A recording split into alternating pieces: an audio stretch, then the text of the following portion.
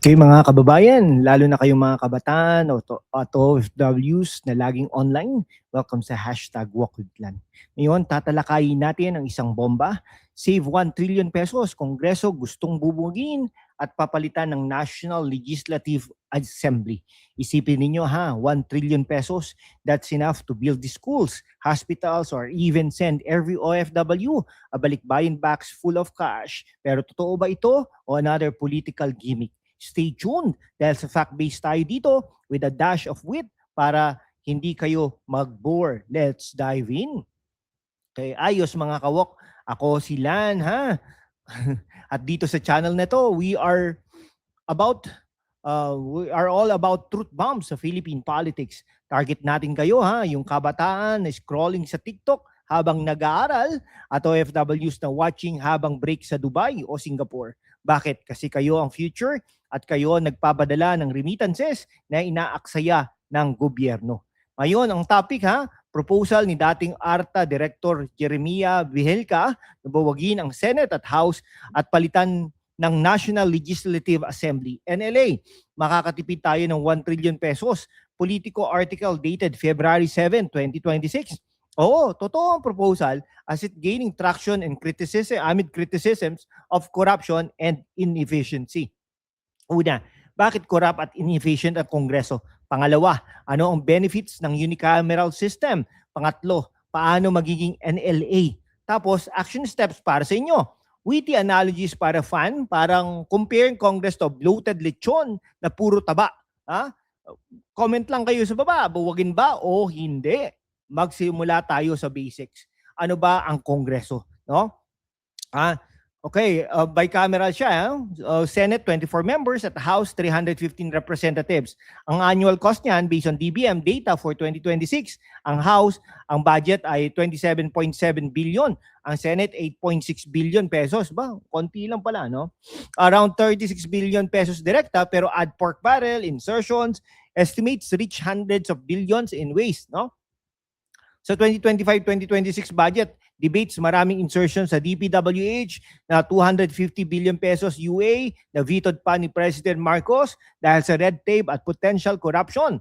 Okay, criticism number 1 na tayo ha. Corruption. Remember the pork barrel scam, PDAF na inabolish pero bumalik as insertions? Political dynasties, anti-dynasty bill pending pa rin. Parang family business ang Kongreso. Tatay, senador, anak, congressman, pinsan sa lokal. Resulta, elite capture, patronage politics. Criticism number 2, inefficiency. Bills take forever. Anti-political dynasty bill na ihain pero stuck sa debate.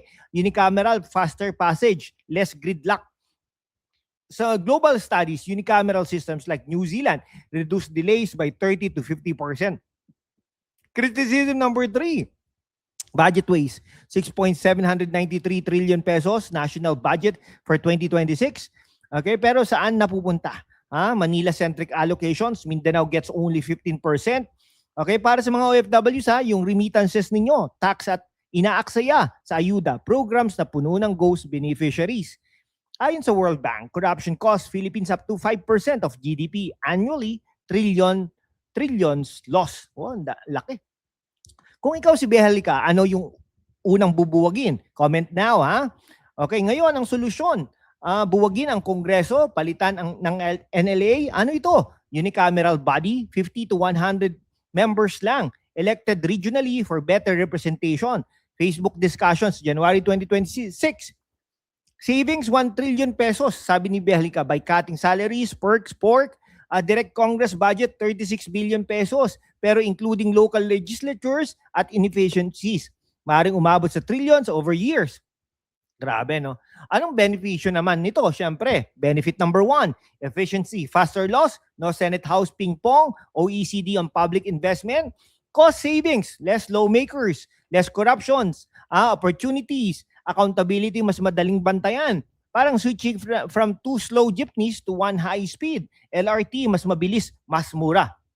Anong downsides naman? Loss of checks and balances. Pero sa Pilipinas, dynasties dominate anyway. Para sa mga kabataan, imagine niyo reforms on education, loans, or OFW protections passing quickly. Sa history, we almost had unicameral under 1973 Constitution pero binago. Bakit hindi pa ginawa? Kasi vested interest. Proposals like this recur pero blocked by incumbents. Mga kababayan, sa mundo kung saan ang kasinungalingan ay nangingibabaw, ang katotohanan ng unang sinisikil. Pero kasama kayo magpapatuloy tayo sa laban. Walang takot, walang kinikilingan at laging handa para sa bayan. Sumali na sa aking YouTube channel membership sa #WalkWithLan at tulungan natin ang channel na maabot ang 100,000 subscribers. Ang inyong suporta ang susi sa kalayaan natin para ipagpatuloy ang pagbabalita ng katotohanan. Salamat at kita-kits sa laban.